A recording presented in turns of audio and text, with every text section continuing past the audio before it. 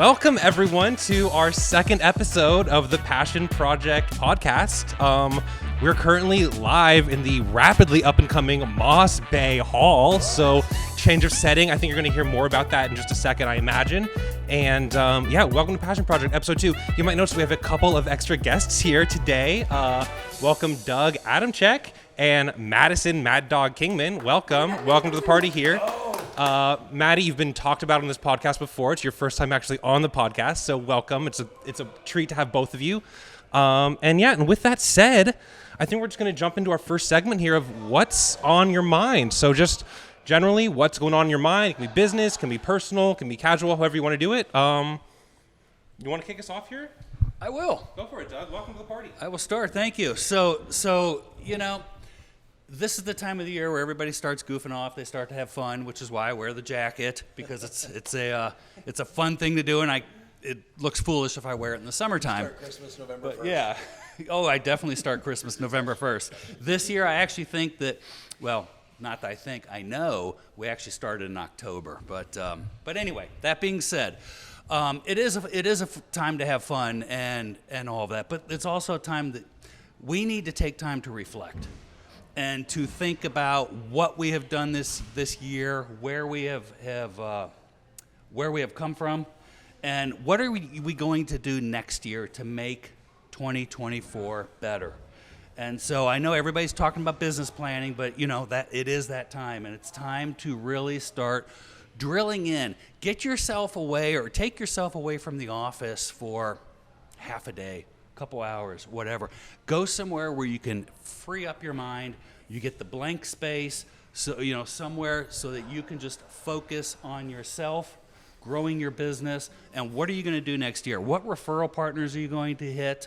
Or target, I should say. Hitting is probably not the right thing. Yeah. We don't want to hit them. Don't hit your referral partners. But which ones are you going to target, and what marketing programs are you going to be doing next year to really make yourself stand out? And so that's part of what I like to focus on at the end of the year. Killer. Yeah. Well, that's fantastic, Doug. Last week we did our business planning for our channel, which was awesome. We had over 100 people turn out, and just based on what you said, spot on. That's the formula. You gotta step away. You need to reflect. You got to look back in the previous year, absolutely. But more importantly, looking ahead. What can you do differently? What do you want to keep doing that's been working? And what do you want to stop doing that hasn't been working? So really simple stuff, but that was important. It is important. Sometimes you need to stop doing things. What's on my mind though is we're here. We're at the Moss Bay Hall. Yeah. We're about to open. We just passed all of our inspections. This is really cool. There's a lot of noise in the background, hence the mic. We're passing it around today. But there's a whole team of people in here setting up the kitchen, setting up the dining room. It's pretty exciting. This has been almost a 2-year process to get here, and it's been an incredible journey along the way. It's been really hard, no question about it. Like anything, man, it takes a village, and we've had an awesome village to get here. But man, I'm excited. I woke up this morning like Christmas morning, and excited to unwrap, my presents and look in my stocking. But yeah, we're here, man, and this is a really cool thing. And honestly, man, to have Maddie and to have Doug here is freaking awesome. So love it. So thanks for coming up today, guys. Yeah, thanks for having us. And all right, Maddie, off to you. Pass the mic. That's tough to follow up with, but I have to echo all of that I feel like just now is kind of the season to step back and reflect on the year and to just think of like what's ahead. And I feel like the biggest thing on my mind is like it's never too late to start over and to not be afraid. I feel like we have so many people kind of stuck in a rut due to like the market, and I think just now more than ever it's just time to like reflect, take what works and leave what doesn't, and just like embrace 2024 with like a good mindset, because that's everything. Love it. Yeah. Yeah, well said, Maddie. What's on my mind, aside from Doug's jacket, is a lot. I love Doug's jacket. He has pants to go with it too, by the way. So what's on my mind? I'm a big proponent of lists. I write a lot, and for me, not only a ton of reflection in my writing, and I filled like 5 pages up the other day and just wrote on what I really wanted out of next year.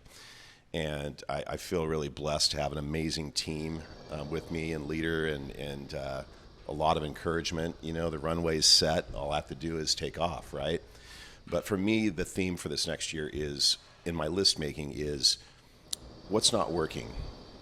What can I do to streamline things, get more efficient, use my time to the fullest, and in that time being as productive as I can. And so for me, that's a big theme going into this next year. But that's really what's on my mind is finishing out this year strong and looking forward to 2024. So awesome. Yeah. That was so good. I like that we kind of have like a theme running. And I honestly, like, without hearing everything y'all were going to say, I'm kind of on theme where, man, what's on my mind is that I feel like I'm just so on the verge. I'm just like so close to so many things. I think I'm really like a couple of personal habits and a couple of conversations away from really living the life that I would like to be living. You know what I mean? And embracing who I would love to become. We're so close. We're just like inches away. There's just like a couple disconnects I have to get through. And the other thing that's kind of on my mind, hearing everyone talk, is just a little voice and speech. I constantly realize that communication is the tool. Communication, I feel like, is just the greatest tool that exists, and our voice is what facilitates that. You know what I mean? It's the tool that works for the method or whatever it is. You know, however you want to break it down. So, if y'all don't mind, I'm going to make you just do a couple very short, quick vocal exercises. Okay. Okay. So we want to get that touch of sound from our diaphragms. I just want to ha-hum-ma, ha-hum-ma, ha-hum-ma.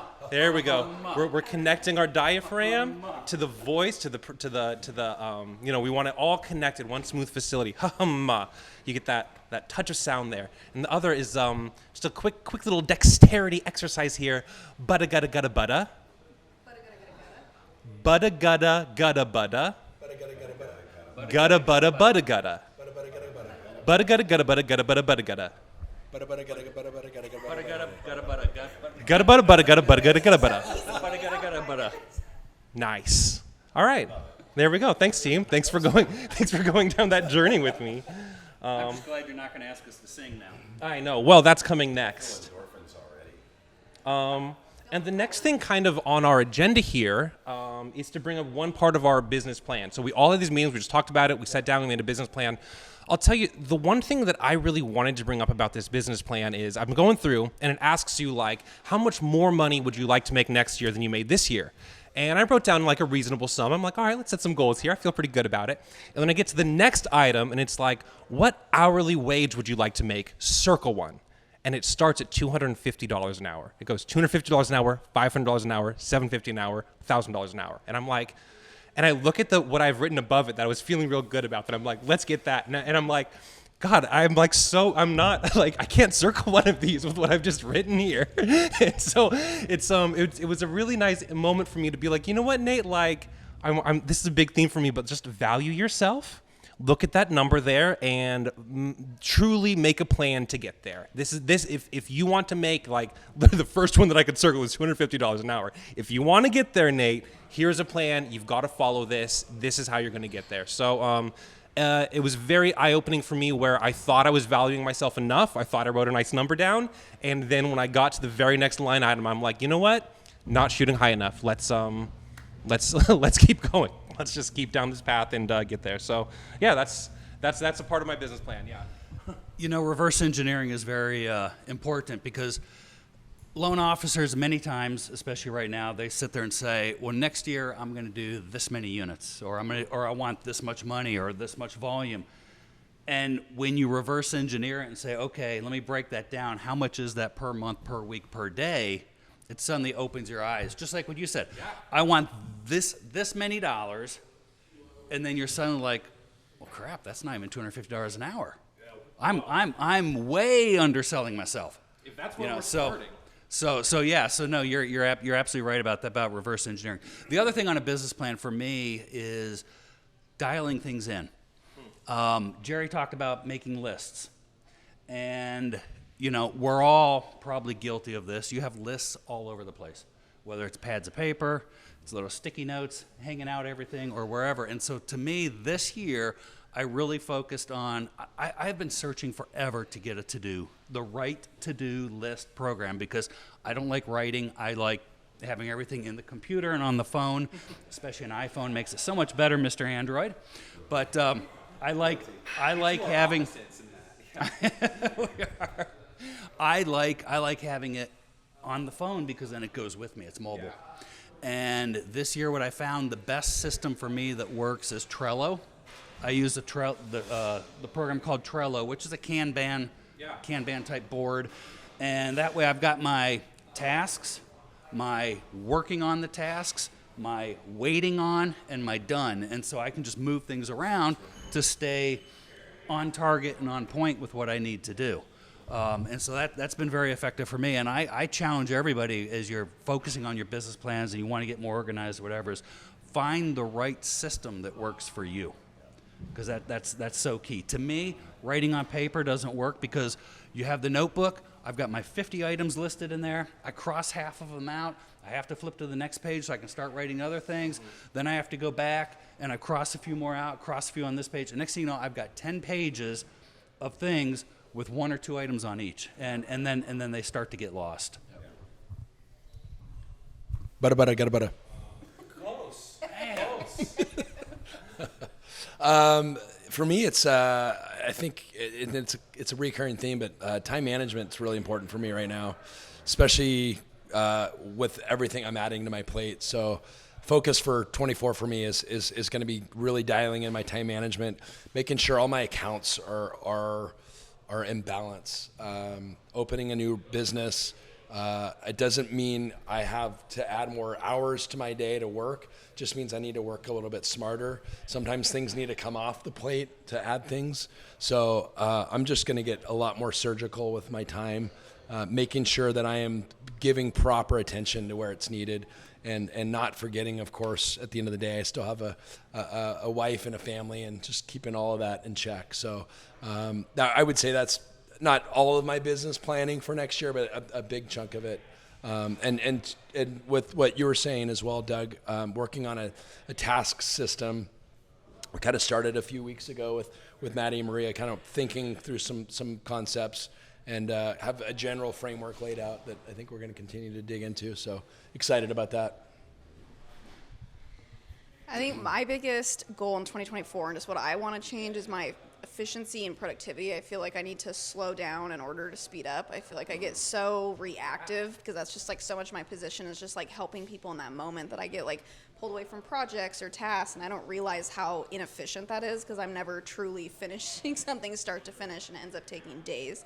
So for me, it's just like time blocking and turning off notifications and knowing that, you know, no buildings are going to burn down and we'll be okay. We can finish the task before lizard brain reacting. So that's something I'm trying to work on.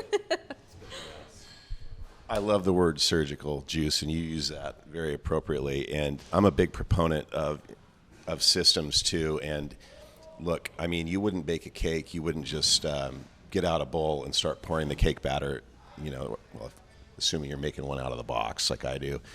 You'd get everything out. You'd have your mixing tools, so on and so forth. So not too dissimilar for me in the recruiting role is a system like More, our CRM. So going into 2024, it's going to be with that whole theme of being laser focused and intentional. To have everything in one spot, it's going to be critical that I utilize that system for my job, really, and treat it like religion, you know. So for me, that's the goal, and I'm about 70, if I'm being honest, about 70% there now. I can make up that other 30 this next year and be fully in that system, but I'm still finding myself using spreadsheets at times, and really, you know, so I really need to be all in on a system, and that's my goal for 2024. That's what I got. Yeah. Well, while we're in this quick pause with Justin, one of our members ran off. I mean, the audio people, they don't even know that. Does anyone have anything high level they'd like to say about our job? I didn't go through and ask what prompts we really wanted to respond to today. Anything high level about your job you'd like to share? Any complexity? I'll say the highest level thing I have to share about my job right now is that so much of it is just being able to communicate across the freaking country. Like having good communication to Justin, who I see several times in person once a week, is one thing, and then having good communication with like a corporate team that is thousands of miles away is a whole nother skill. And yeah, that's just something high level. Like really, the nuts and bolts of what's difficult about my job. It's all communication, and it's learning the difference between communicating with Justin, who I can see, and communicating with Jake, who is so far away. Yeah, that's something high level that I'm working on. Anyone want to share? Yeah. That's why I have that column that says waiting for, is because so many times when you communicate, it takes a while for people to get back to you, and you don't want to lose track of it. And so waiting for. And I move that task over there, and it just sits until I get the answer. And that also reminds me every day that, oh yeah, I'm waiting on Nate to get back to me, or I'm waiting on, whatever. That's a good life hack there, Doug. Can I follow up on that? So so you've got the column waiting for, when are you going to hit them with the you're going to send that follow-up email, and what does that look like for you? Follow-up email, follow-up call? It really depends upon the task. Okay. I mean, there are some items am I waiting for that, like if I'm working with the finance team, it's anytime I have them on the phone. Anytime I have them on the phone, I've got that up on one screen, and so anytime I have them on the phone, I will quickly look at that list and say, oh, hey, and what about this, and what about that, and just hit them then. Other times, it's like I say, I review it daily, and so sometimes it's just a matter of like, okay, I'm going to do that today. I'm going to follow up and take care of it. Depends on the urgency, of course, as well, right. and when the due date is, because obviously, if it's a non-urgent item, there's no need to task them to death, and then other things are. But working across country is something we have to deal with. The time zone differences, all that stuff.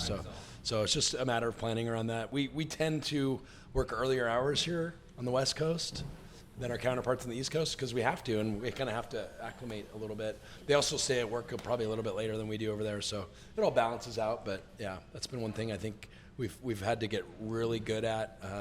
The 3-hour variable is a real thing that we have to work through. I think the West Coast lesson I learned there is that when I wake up, I check my freaking work email, and then I kind of brace myself for what it is. I'm not starting work, but I am going to sit there. All right, what is there anything urgency that's happened in the last 24 hours? Since I've signed off anyway, 12 hours. Cool. All right. Does anyone have a day in the life, a personal habit you'd like to share? It's okay if you don't. Personal habits. Anyone have a personal habit they'd like to share? Going once, going twice. All right, let's hop into tools of the trade then. Tools of the trade, we just had this massive onboarding in our division for More Salesforce. And what's great about this, what's huge, More is built on Salesforce. And what's so cool is that as a marketer, I'm working on, I had a call about this morning, I'm working on tracking for who's using the tool and who is not using the tool. So that if someone sends me whatever marketing request, I can go in there, I can say, hey, that's great that you want extracurricular X, Y, and Z. You haven't logged into More for the last month. You know what I mean? You're not using the tools that are already available for you. So having this tracking is just so necessary to do my job with efficiency, because it lets me know who's going to waste my time and who's really going to dive into things and get value out of what I'm giving for them. So yeah, I'm stoked about this. That is a tool of trade right now is CRM and More Salesforce. I think this is one of the best ones that we have. So I'm stoked about it. Yeah. Awesome. Anyone else? Tools anyone wants to share? You said Trello earlier. Trello, yeah. So my list management tool, Trello, so that I can track everything, all the tasks that I have to deal with. The other one that I use quite a bit is Domo. Oh, right. Domo is our reporting, as everybody knows. It's our reporting tool, and I'm always in there looking at numbers, pulling numbers for people, reviewing different data points to make sure that that things are on target for us. Any other? As I shove it in your face.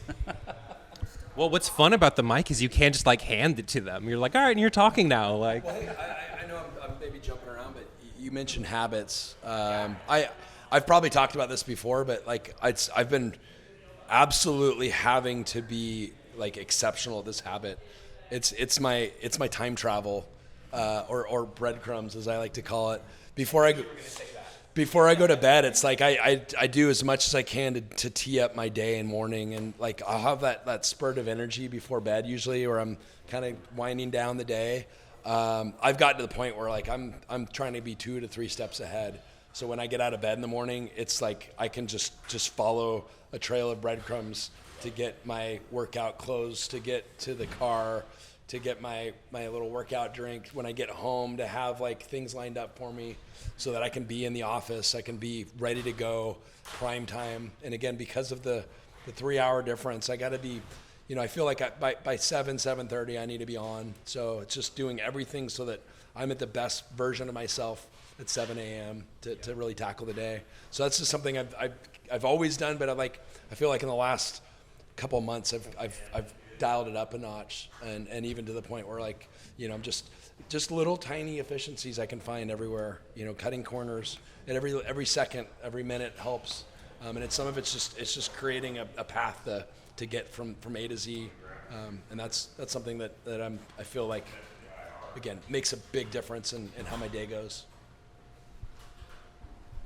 I find one of the habits for me is similar is when you get up in the morning, you have to go work out. Whether it's just going for a walk, just moving, you have to move.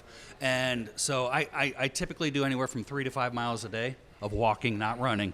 Not running. I don't run. That's never agreed with me. But no, of walking. And usually what I find I end up doing is the first couple miles, I'm listening to some sort of a podcast, whether it's usually not motivational. It's just junk you listen to. But you listen to something, but then for usually a mile or two, I actually take the AirPods out of my ear, and it's just quiet time, and where you start thinking about the day, and thinking about all the tasks, what happened yesterday, what do I have to do today, and I just start engaging and thinking about that type of stuff. So that's one of my daily habits. Killer. No, that's great. And if the listener else has something to share on that, but Yeah, absolutely. There we go. Everyone's just feeding off each other. I love it. So for me personally, and I love what you were saying, Justin, about doing things the night before. I'm a big proponent of that, and I'll even go tell you a story about my vitamins and supplements that I do. So I have a week's worth of vitamins, and I'll sit down and do a month's worth of vitamins and supplements, and so I don't have to do it every day, because what I discovered is taking the cap off of 12 different bottles every morning was much more time consuming than putting it all together 30 days ago, right, one time. So so that, and then just anything that I can do, like prep the coffee the night before, anything that saves you minutes, because when it comes down to it, at the end of the day, if you run out of time because you don't have time, you just made up 5 to 10 minutes doing those other things the night before. So that for me just kind of sets me in the right direction the following morning, and little time savers like that I love. So do you have the dividers and Monday, Tuesday, Wednesday, Thursday, Friday? just like my grandpa. Just like your grandma. Somebody stepped up to the football. So You're saying we're old. So the other time saver, 2 socks, black and white. 2 socks. That's all I need. I'm not one of these that has a different colored socks and all of that, because then that way, when I have to buy new socks, I buy like 12 pair at a time, and it's all black or it's all white, and then that way I wear with whatever. I could go into my closet at nighttime, in the dark, and grab the sock. I keep them in the closet, not in the dresser. But I could grab, and I don't ever have to worry about if my socks match, because I know, and I just grab, and that's a huge time-saving hack for me. What Doug left out is that he's colorblind, and they're actually all sorts of colors, but they look black or white. So it doesn't matter. Crap, is that what it is? I love this. How much time do you waste every year looking for socks? Right. You know what I mean? Right. Like, And by having 12 pair of black socks, when I get a hole in a sock, I can throw one away, and I still have matching pairs. You don't just color it in with black Sharpie. life hack, so good. You're talking about socks today. I'm actually working on that myself, but I'm actually the complete antithesis of it, where I've got every Nike sock from every year, like every version of that sock, but like 3 pairs of it. So I've got 1 million Nike socks that are all like slightly different variations. It's still just black and white, but none of them match. It's horrible. So no, it's one of my resolutions. I was going to do it on Black Friday this year, and I literally didn't, but just like throw them all away and start fresh, because it is a freaking mess in there. Just go out and buy 12 pair. You're done. 12 pair. Yeah, I will. Okay, that's a plan. where are we finding incremental improvement right now? Incremental improvement in your life. And I've got one that I'll start with, the YouTube channel. The YouTube channel is showing incremental improvement where it's really fun, where we've had, 3 or 4 batches of videos that I've uploaded to it now, and each batch gets just like slightly more views than the one before. One more clip's gonna pop off. There's gonna be this many more likes. Like suddenly, like on this last session, we went from like 8 subscribers to like 21 subscribers. And I'm like, well, let's go. Let's get it. Incremental success. Baby steps. We have one, a lot of the clips, zero views, 1 view, 2 views, no likes. One clip randomly, 2,400 views. Incremental success. You know what I mean? We're following the things, we're getting there, we're doing the things, and it's actually starting to pay off. So YouTube channel, thank you to everyone watching. Incremental success. I appreciate you. Thank you. Anyone else got some Kaizen going on? Yeah, you've heard the adage, if you want to get something done, give it to a busy person, right? It's true, but I'll tell you, man, I'm no efficiency expert by any means, but just going through this current season of life, I've had to really get, again, surgical, hypercritical on where I'm spending my time, where I'm not, how I'm planning things, and it seems like I've reached a really good flow right now. Where I feel like from an efficiency perspective, I'm able to do more in a reasonable time frame. I'm able to get things done a little bit faster. Part of it's just being able to stay a little bit more focused. But this isn't necessarily anything I've necessarily prescribed myself. It's just, I think, the nature of when you're juggling 3 balls, you can kind of be lackadaisical. You add a 4th ball, you got to be really here, and then but you get 5 going. You got to be watching everything. You only got a couple, seconds per ball. Yeah. So you got to be like really efficient with that time. Cut out some of the waste, and I feel like for me it provides more meaningful time spent when I'm spending time, even at home. My days have been longer lately, but I'm getting more quality time when I'm home. I'm taking my phone and turning it off or putting it on the charger in my bedroom, like at 6 or 7 at night, whenever I'm home, and not touching it.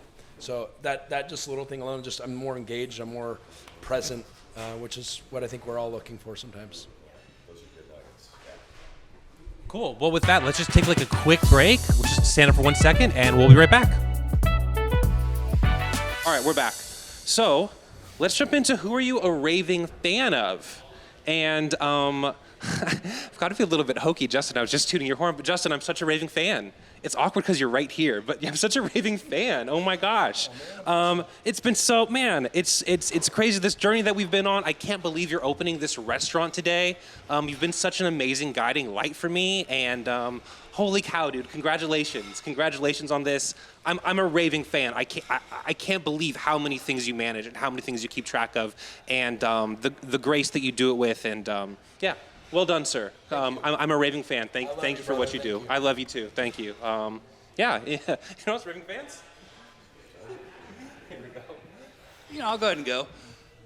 So every time we go to the corporate office, the bathrooms are super clean, spotless. Oh. Always. I am a huge raving fan of Jimmy. So that's the one of the janitors, so awesome. or facilities. We've talked about. We have talked about it, and I mean, every time you go to the corporate office, the place is clean. He is constantly, he and his team. It's not just a one person, but they're always wiping things up, taking the trash out, keeping everything spotless. I'm used to companies that they come in the evening when you're gone and they clean, and that's all that gets done. So the trash will be overflowing or whatever the case by the end of the next day. Not at Movement. And it's funny, I was actually talking to him one day, and I personally thanked him, because I was like, I was washing my hands in the restroom. He comes in, and he just starts wiping down the stall doors. The stall doors. And I turned around, and I looked at him, and I said, I just want to thank you. I'm always so impressed, because every time I come to this office, you do such a wonderful job. And of course, his response was that he puts his heart into everything. Yeah. It doesn't matter what the task is, it's an important task, and he does it. And it's just like, that's the attitude we all need to have. It doesn't matter what your job is. Whether you are a loan officer assistant, you're a loan officer, a branch manager, you're a janitor, it doesn't matter. Everybody has an important task. If that's your job, enjoy it, take pride in it, and really do an outstanding job. And man, I am a huge raving fan of the janitorial staff. And I hate saying janitorial staff because I feel like that's demeaning in a way.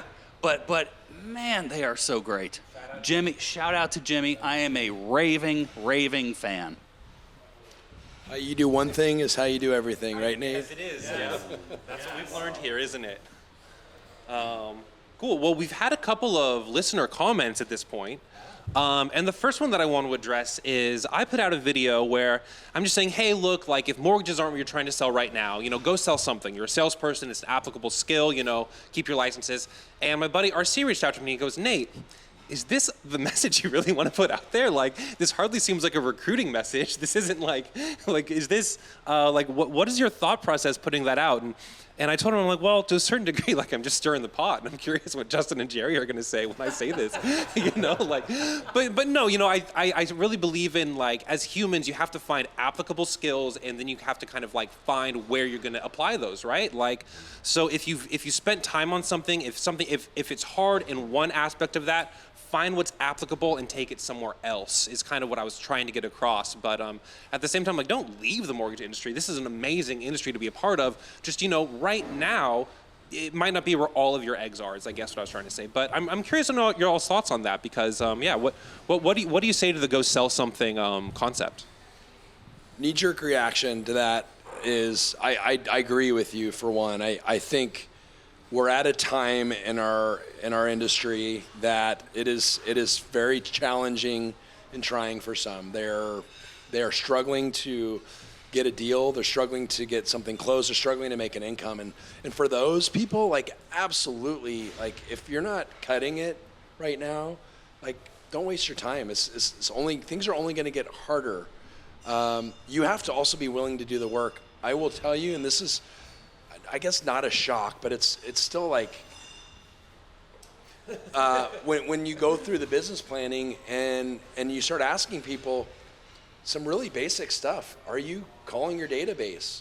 Are you getting on the phone and reaching out to agents? Are you doing any of the work that it takes to be good at this business? Are you organized? Are you using technology to its best ability?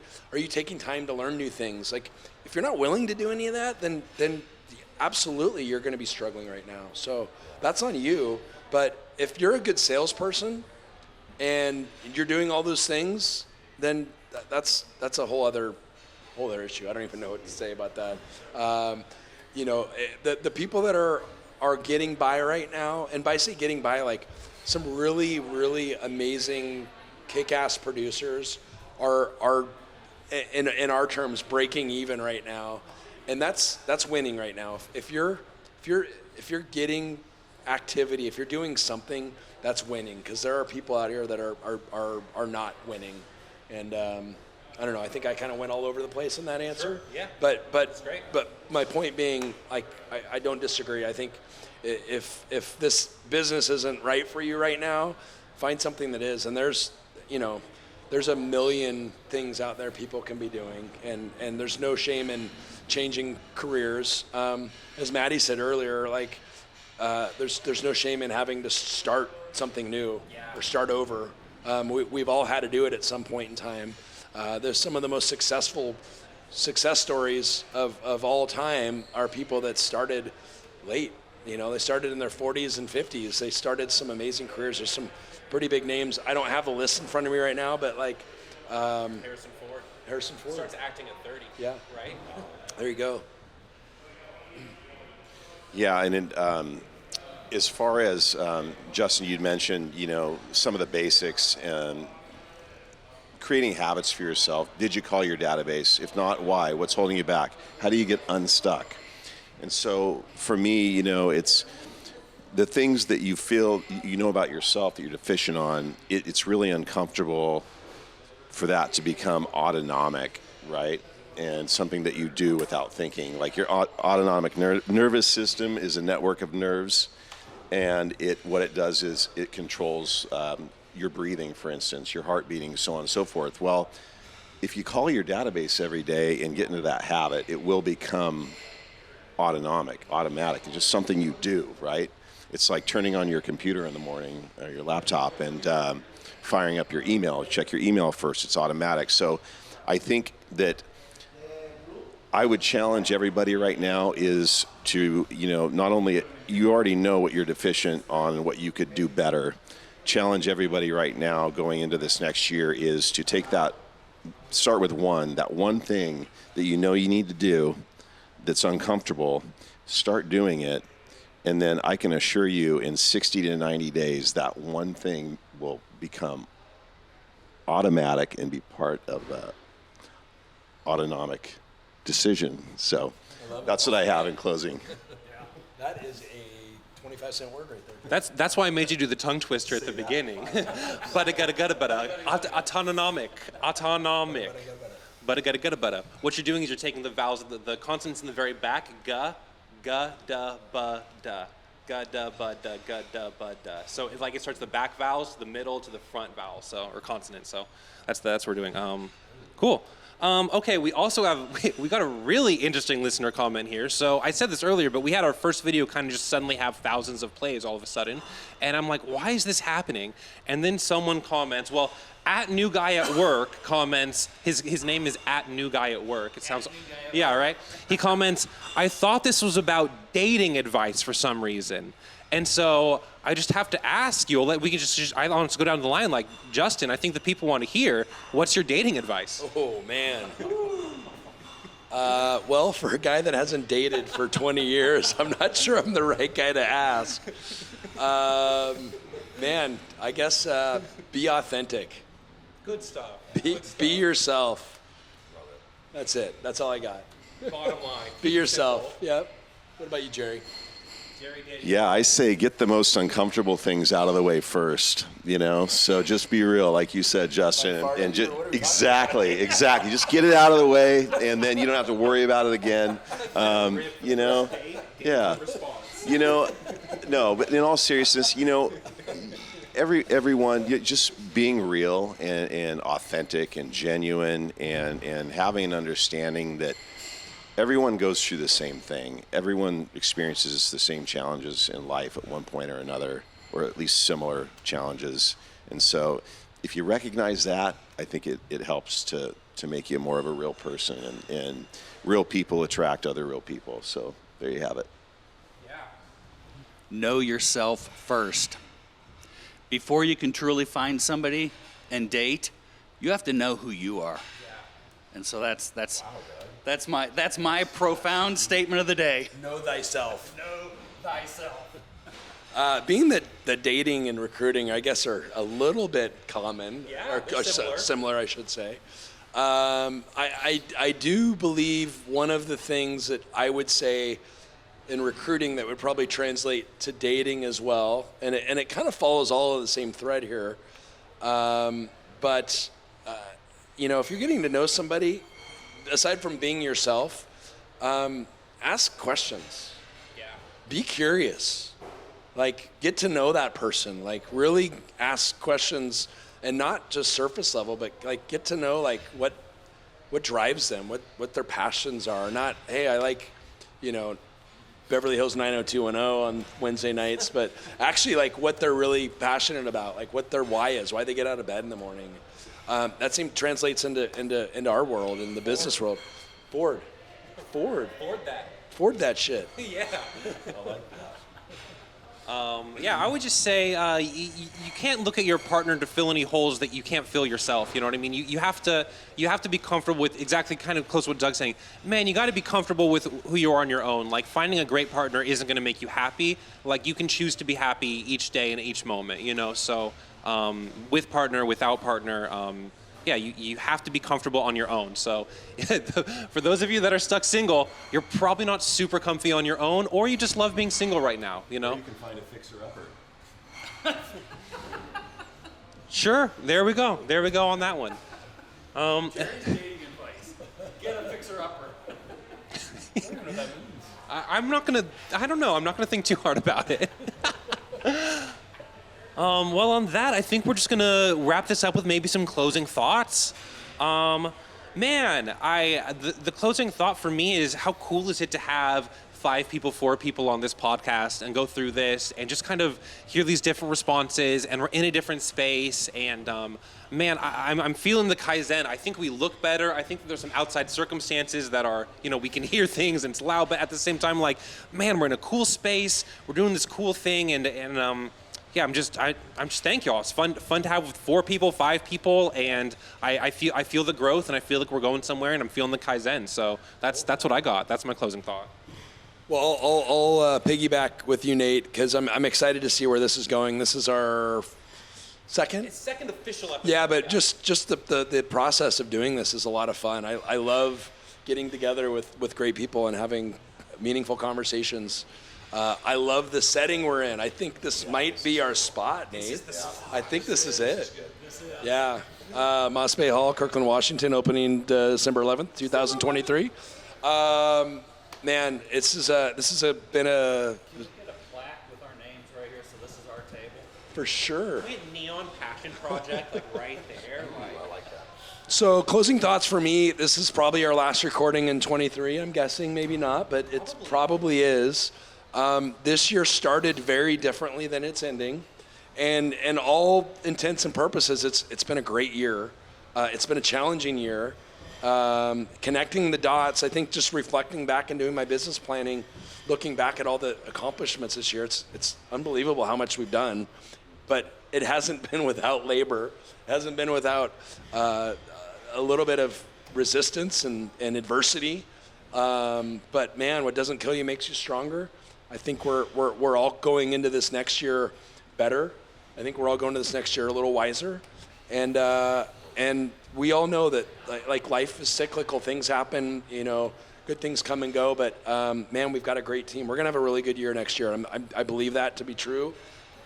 I believe we're in the right place. I believe we have the right people on the bus with us. So yeah, I'm looking forward to starting another chapter with the 24 at the end. More than 24. Absolutely. Yeah, and my closing thoughts for this year is just, be thankful. And I know I don't want this to come across as cliche, because everyone this time of the year seems to get real appreciative and be thankful. And I want that theme to carry over, not just around the holidays. I want people to slow down and take a deep breath, look around them and give thanks to those people in their lives that are special to them. I think more than anything, our lives, we're so busy running and trying to accomplish goals and check things off of our list. More. This society is about more. But it's really, it's imperative that we just stop, take a deep breath, and let those people in our lives know how much we appreciate them. So for that said, Doug, Justin, and Nate, I really appreciate you guys. I've got the best team in the world. I truly, in my heart of hearts, feel like this is the best of the best. Justin's the best at what he does. Nate's the best at what he does. Doug's the best at what he does. And I'm just surrounded by gratitude and thankful to be here. Awesome. Yeah. That's so cool. So cool. Absolutely. My final thought or parting thought is I'm so excited for next year. Because, this year has been the year of building. We built the team.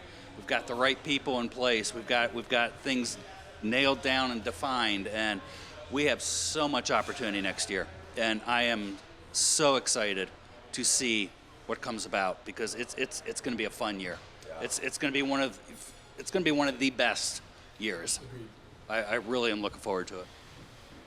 All right, team. Well, with all that said, if you've made it this far in the video, remember to like, comment, subscribe. Those things actually really help us. Literally, just go copy the share URL. That helps us enough. Please go ahead and do that. Send this to your friends if you'd enjoyed it. And with that said, we're going to button this up. Passion Podcast, Episode 2. Happy holidays. We'll catch you on the next one.